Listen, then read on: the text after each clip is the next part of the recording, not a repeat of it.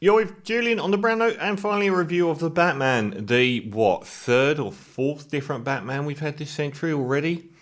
I really do. I mean, for me, Endgame, the Avengers Marvel's Endgame was the end of the comic book era. I really hope that it would finally fade from view. Nothing of the sort is happening. At some point it has to.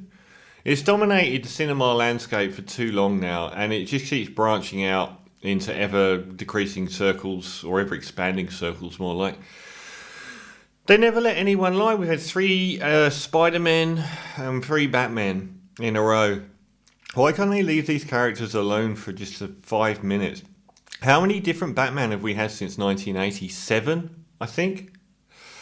Well, Batman started in the 60s as the first real prominent cultural touchstone of the superhero era. And it set a really weird tone in that it was a goofy comic version of a very dark character, Batman. And it set the tone for a long time of this Adam West style Batman, which was, I guess the first big superhero was the Christopher Reeve movie superhero of Superman around 1980. And that was a very sort of noble, straight down the line version of superheroes. But Tim Burton blew the lid off, which what would become a pair of the most influential films of the last 40 years, which is his very dark version of Batman. I'm particularly thinking the second film, which I think is a near masterpiece and better than the first. It still had that element of comic book. The second Batman film is really dark. I think Michael Keaton is a bit overrated as Batman because he didn't really embody either side of the equation for me. I certainly liked those films and they were iconic. And then and he was certainly better than the raft of nobodies that followed in fairly inconsequential films.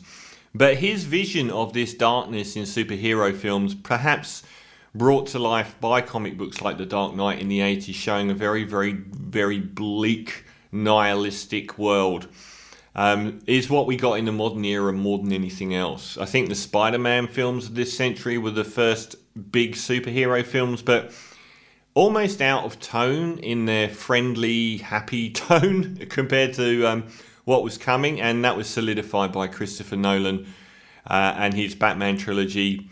So kind of setting the stall for the quality of the Marvel films, which were mostly, pretty good quality movies. And Matt Reeves has come back with the latest. We got the DC Universe off to a very bad start with Man of Steel, which was a very turgid look at Superman, but in retrospect, maybe the best of those films. And the portrayal of Henry Cavill's Superman was just so one note and dreary. And then you got Ben Affleck. I think superhero fans are shocking a lot of the time. Christopher Nolan's films were borderline high art, and they were like closer to Peter Jackson's Lord of the Rings trilogy. And you get this turgid garbage that came out when the DC universe launched as a proper rival to the Marvel universe. And how bad those films were, and they still say that Ben Affleck's the best Batman they've ever seen. No, he wasn't. See, the thing is that Christian Bale really credibly seems like he could be a billionaire's son, and Michael Caine a working class butler. When I watch the Ben Affleck ones, Jeremy Irons is a credible billionaire's son playing a working class butler, and Ben Affleck is a credible working class butler playing a billionaire's son. But it wouldn't have mattered how good the casting was; they were so bad. The light at the end of the tunnel there was Zack Snyder's, who I've detested. I gave the Snyder cut of Batman, of Justice League, probably the nadir of all of those films, an 8.5 out of 10. I thought it was a new paradigm in filmmaking. It looked amazing.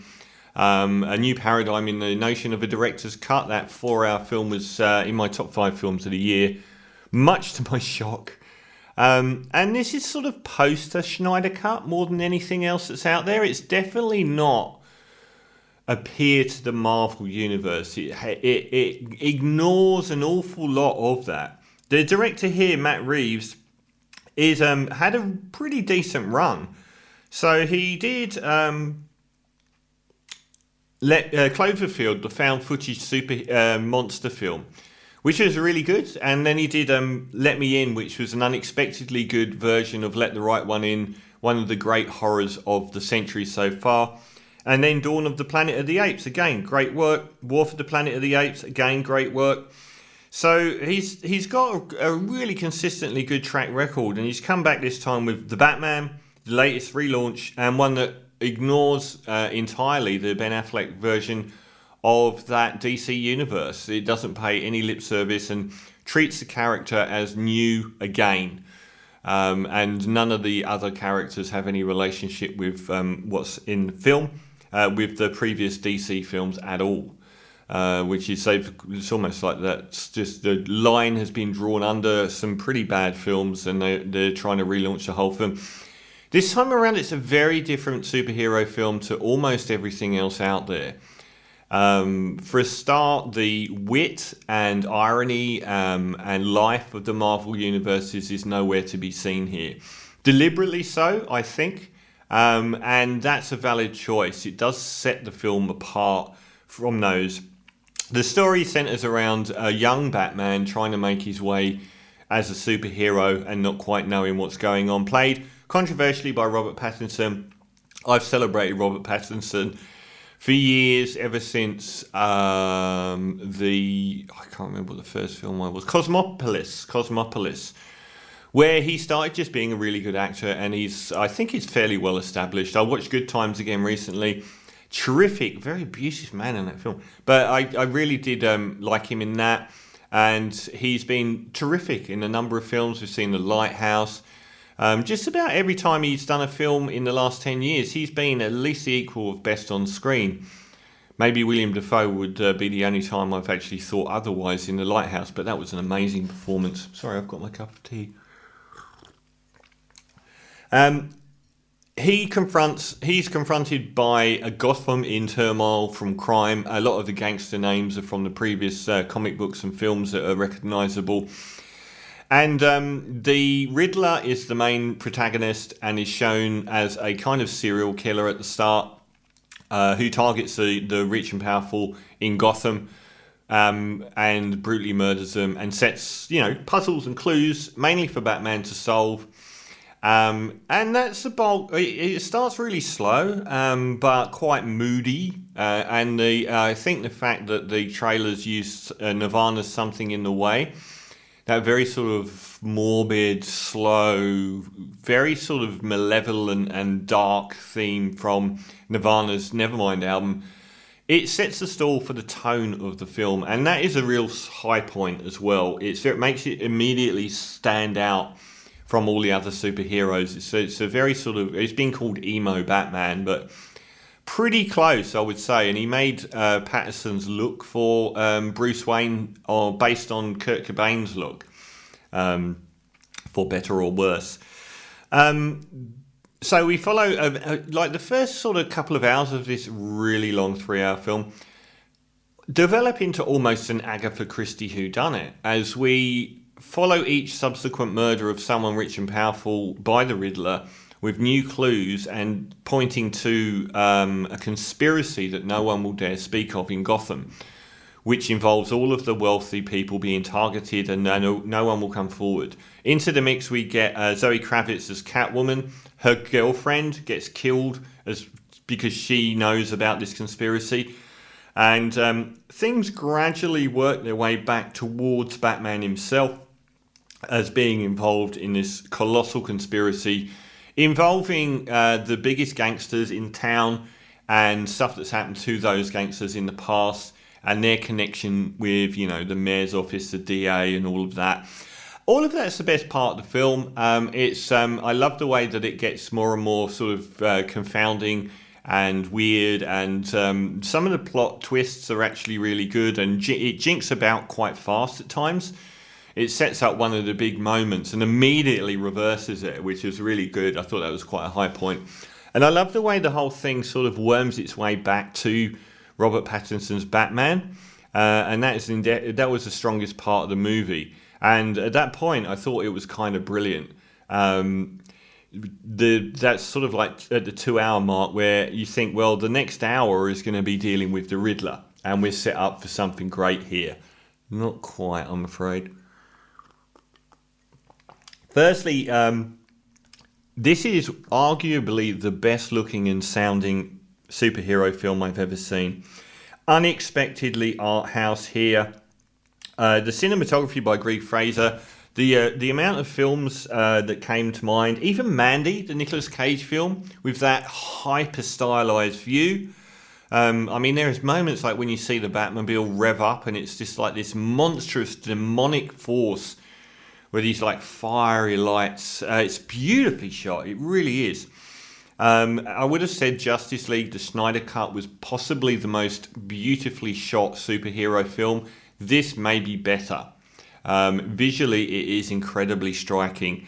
The music as well is very, very striking. The Michael Giacchino, he did the Planet of the Apes film music as well. The one thing I will say is that the main theme really does remind me of The Empire Strikes Back. You know, dun, dun, dun, dun, dun, dun. And for some reason, watching Batman stomp around is kind of... He is a bit like Darth Vader looks-wise, so it was kind of fitting. But very good music, stunning cinematography, and the tone and feel. The fact that first two-thirds of the film isn't based around, you know, those Christopher Nolan $100 million spectacle sequences of just unbelievable scope. None of that happens. It's all very low-key, and it's all based a lot more around dialogue. Its peers seem to be the Snyder Cut of Justice League and the Joker, the recent Joaquin Phoenix version of the Joker. Like I said, none of the humour, none of the knowingness of the Marvel Universe, none of the life are here. And it seems to be setting its stall as a very different film to those, which is a good thing and a plus. And I love the tone. It went well. It's you know, production design is stunning on this. Not because they've spent a lot of money, but there's a lot of artistry in the cinematography, which I just thought was absolutely amazing. Now the downsides. I think Reeves' previous films were notably well written. That's not the case here, so I feel like lots and lots of people were involved in writing this film. The dialogue is really bad. The dialogue is terrible. It's often trite. It's often placeholder dialogue. It doesn't hold a candle to the Nolan films on that level. And another place it doesn't hold a candle to the Nolan films is the writing of characters is really bad here. I don't know why critics always say the performances were good, but the performances aren't good here. There's a selection of terrific actors, Pattinson and Paul Dano, Jeffrey Wright, John Turturro. These are all Peter Sarsgaard. These are all people that have been better in almost every single film I've seen them in. And that's because the characters aren't written.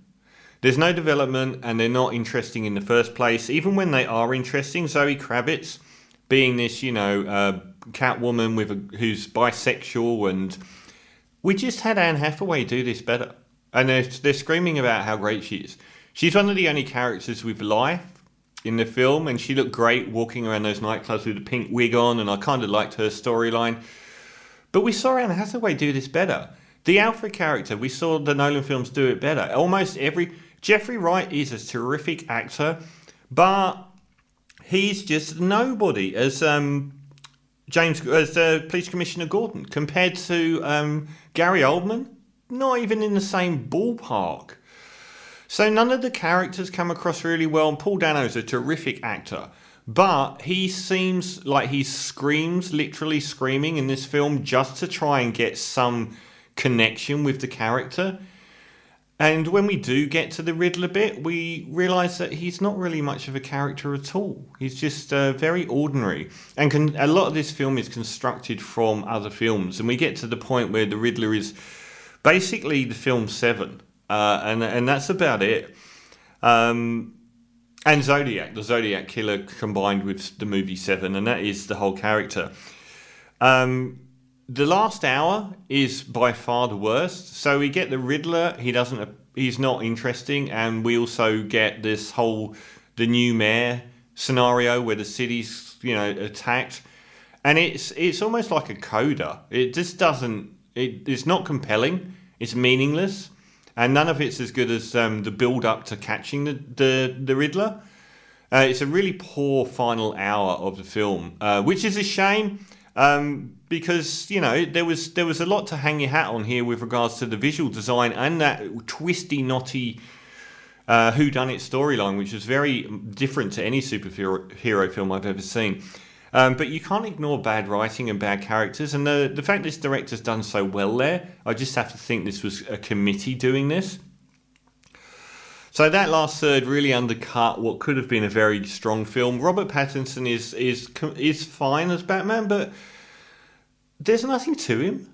There's nothing to the character. It's like they just ignore the Bruce Wayne side of him. Compared to the Nolan films, this is a non-event. So sadly, I'm going to say the Batman, although very interesting and original in a lot of ways, is very badly written. The dialogue's poor, the characters and performances aren't good, and the final third really lets it down. So the Batman, a 6 out of 10. This is